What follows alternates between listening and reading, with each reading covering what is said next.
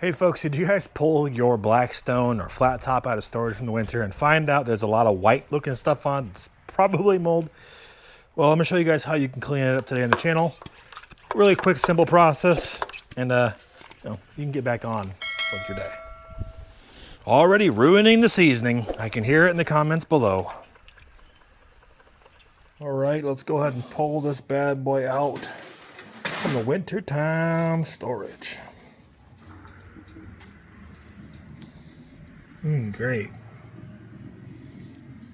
Looks like we got a little bit of mold buildup from sitting all winter.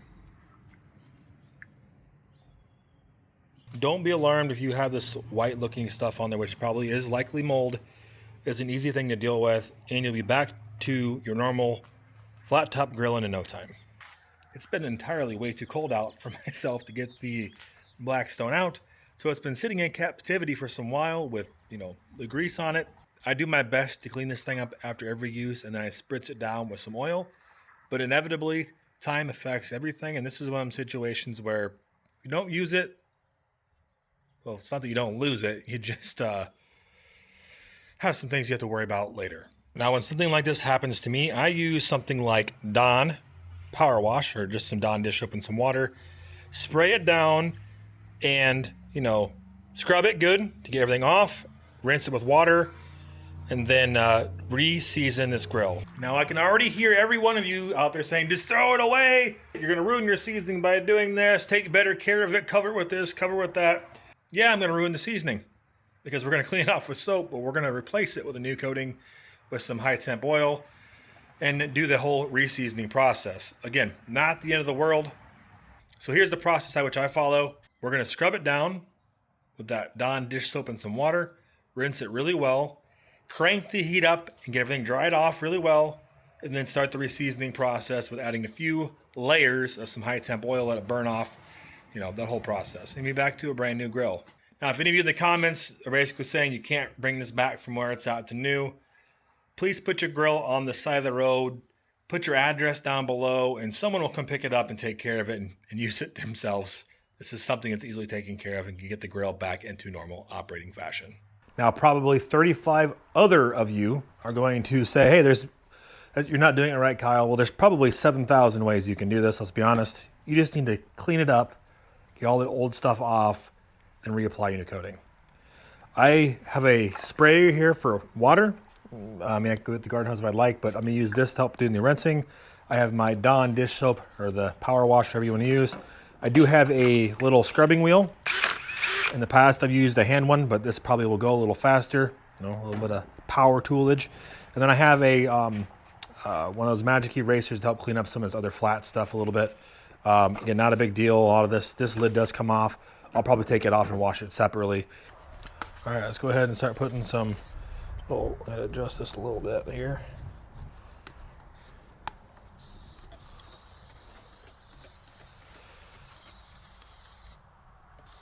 The nozzle messed up on it.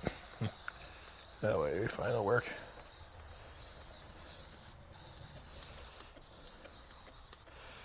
Got a little bit of that on there.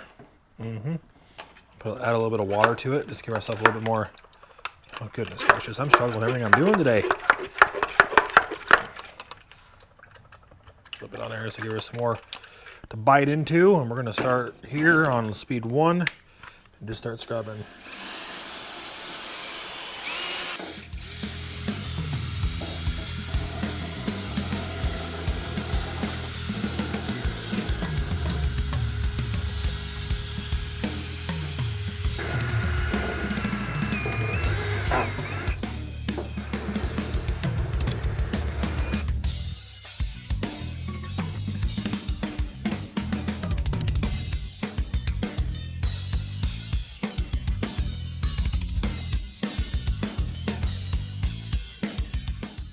Now that we got it scrubbed down nice, we're gonna go ahead and rinse it off. It's pretty nasty, honestly, anyway, so it's probably a good thing it happened. I can rinse this off with a garden hose. Quite honestly, I don't have mine hooked up yet because it's been too nasty out. It's finally getting warm enough for me to get outside and do some of this stuff. We're gonna rinse it off really good. Make sure we get all the nastiness off of here.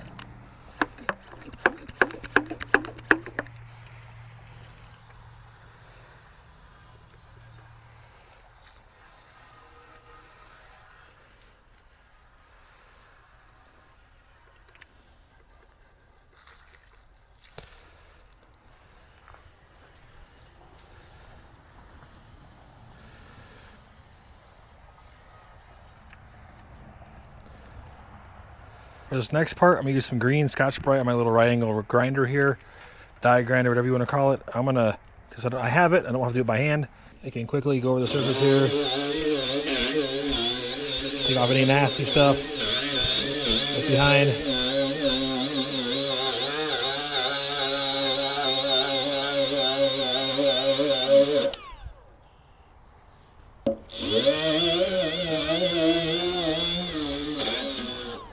There were a few spots that looked like they could have been a little rusty, so we're just gonna give it a good go here quick.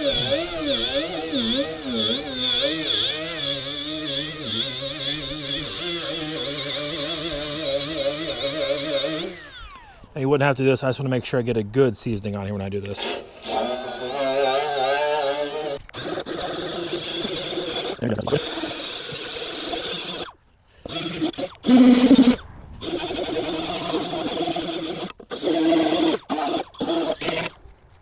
All right, we got that cleaned up pretty good with that little rod end grinder there. We're gonna go ahead and throw a little more soap on, scrub it down one more time, rinse it, and we're gonna heat it up. And again, this part with the grinder is optional. I just wanted to make sure I get a good clean coating on here so the seasoning has a good thing to take a bite on. I don't have any, rust or residual contaminants that I need to worry about. And just like that, we get it washed up. So we have a nice clean surface to put the seasoning back onto. We're gonna hook the LP tank up to it, get this thing dried out. I'm not gonna explain the seasoning process because there's 75,000 videos out there on it. You guys can find one, it's really simple. I use a high temp olive oil, light coat over it, let it smoke off at high heat. Another light coat, let it smoke off and repeat till you have a nice black surface. Catch up with you guys here in a few minutes.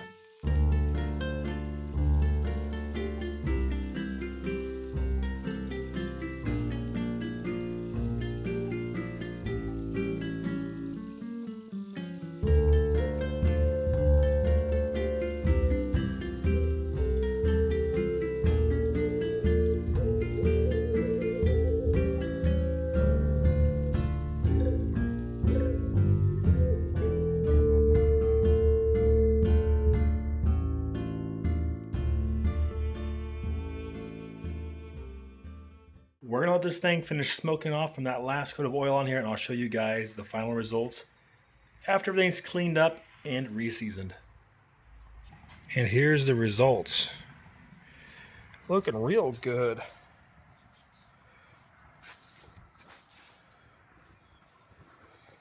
Now, like always, you get a little bit of troubles on the outside here.